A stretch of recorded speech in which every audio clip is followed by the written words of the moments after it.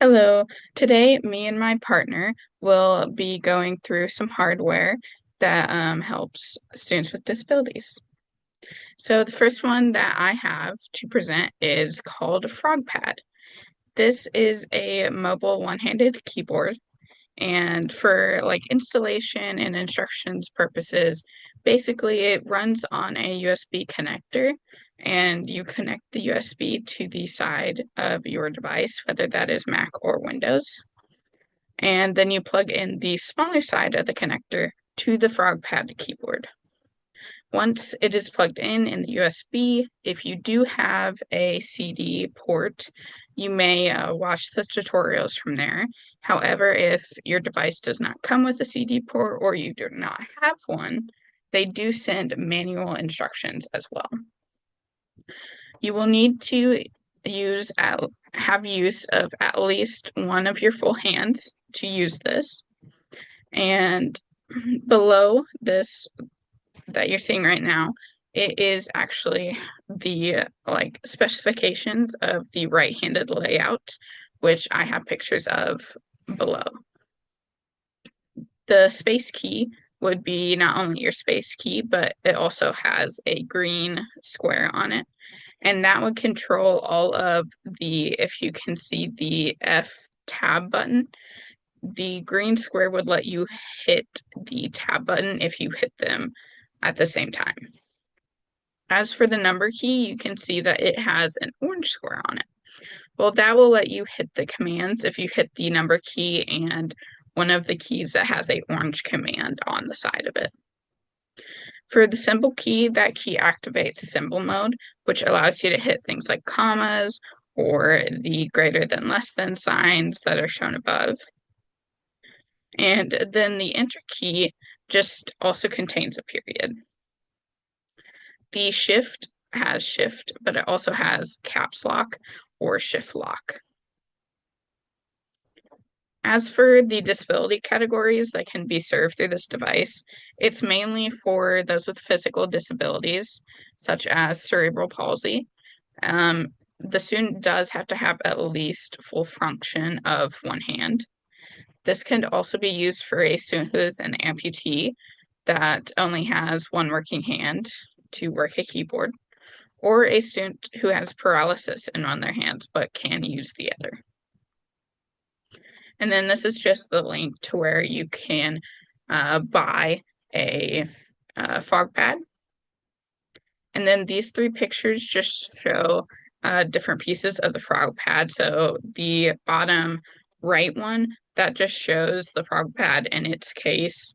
The bottom left one, that shows the FrogPad with its USB cord that you'll plug in to be able to use it.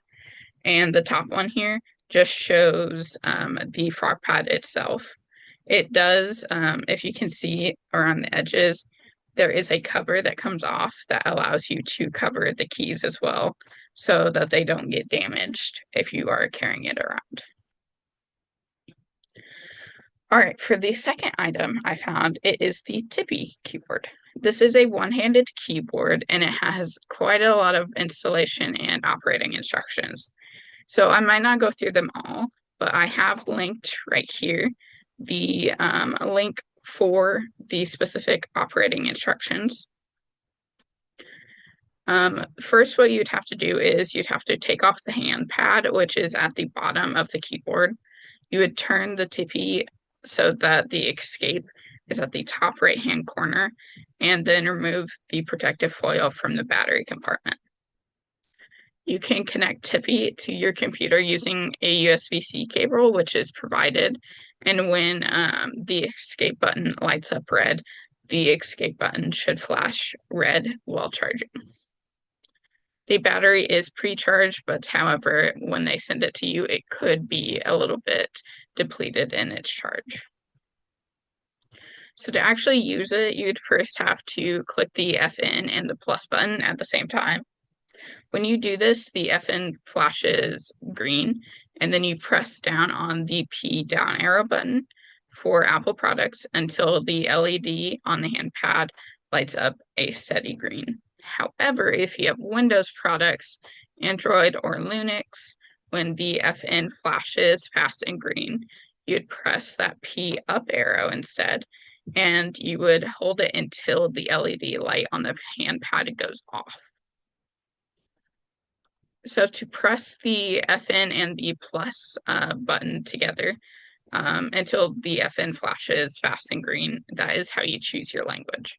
So for us, our language would probably be English. So for that, you would use the buttons E and N together to signal that you want to use English.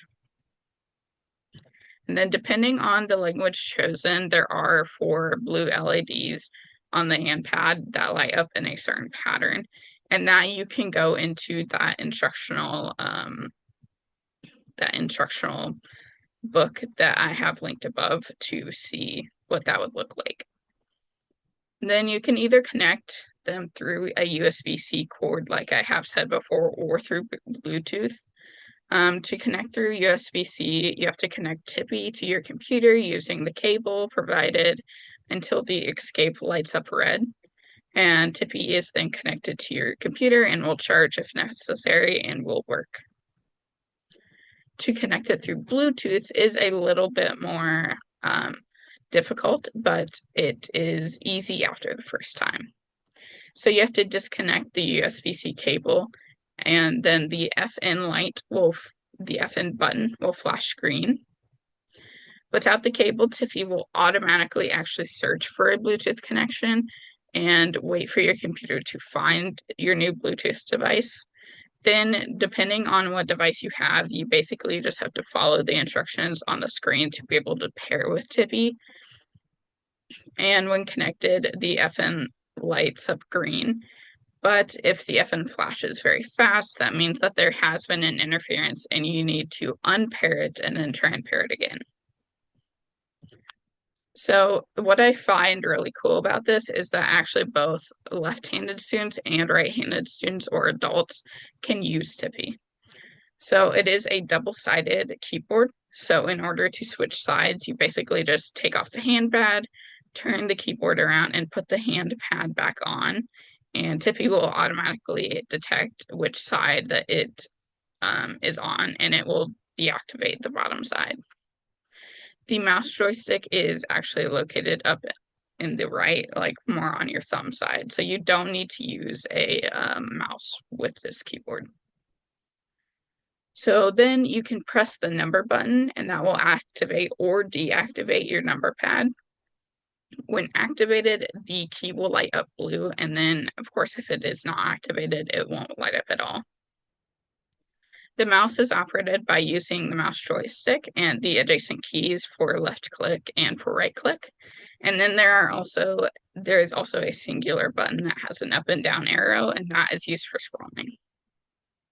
Then lastly, what you'll have to do is probably download the TiPY trainer, and this will just help you get familiar with the keys and just help you through the process. And you can find this at tipykeyboard.com. This is totally free as long as you have purchased the device. So for disability categories and which could best be served, this would be physical disabilities. A student could have cerebral palsy. This could be given to a student and that has full control of one hand. This could be used for an amputee student who only has one hand to work a keyboard.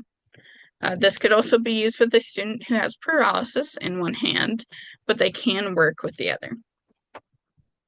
This can also be used for students with multiple disabilities, such as a physical disability and a visual disability.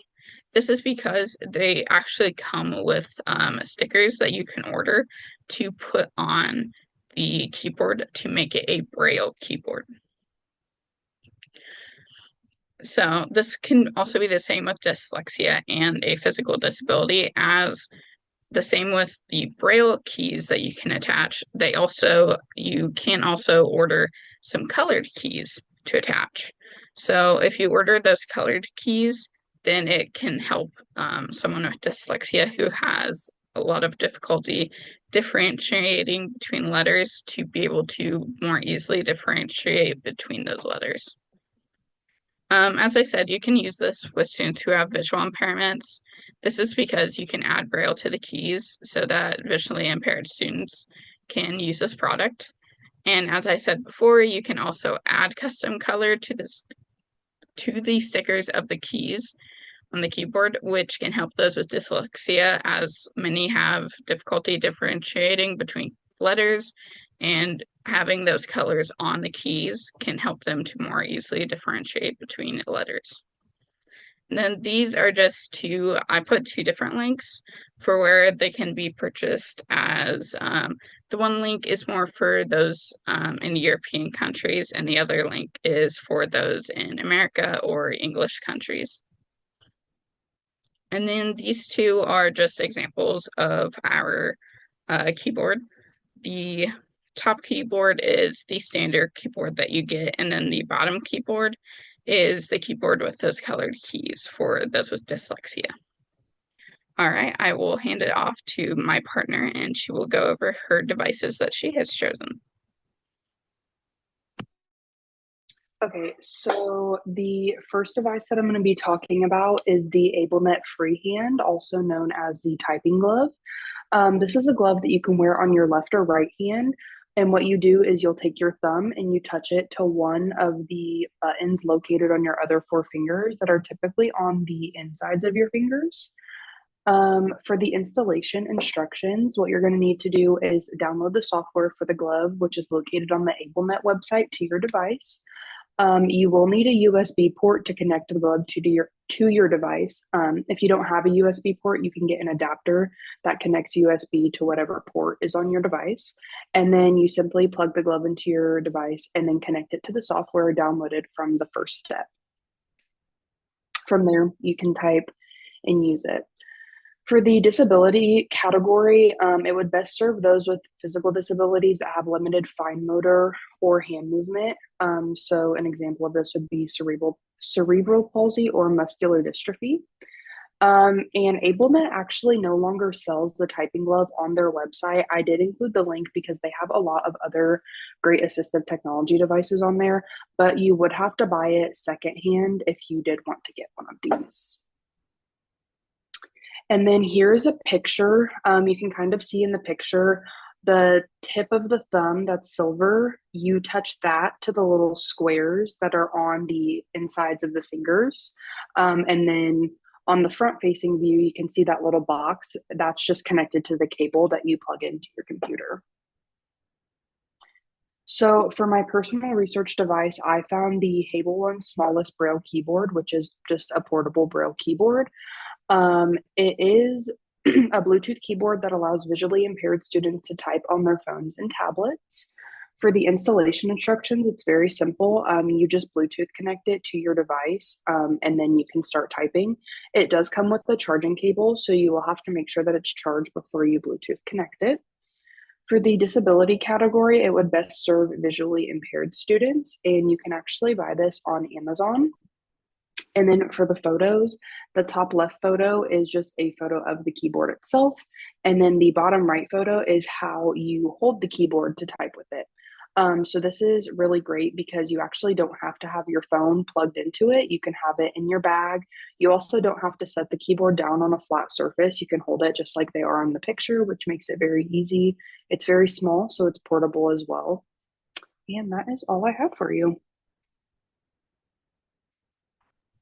All right, thank you guys so much for watching, and I hope you learned a lot from this.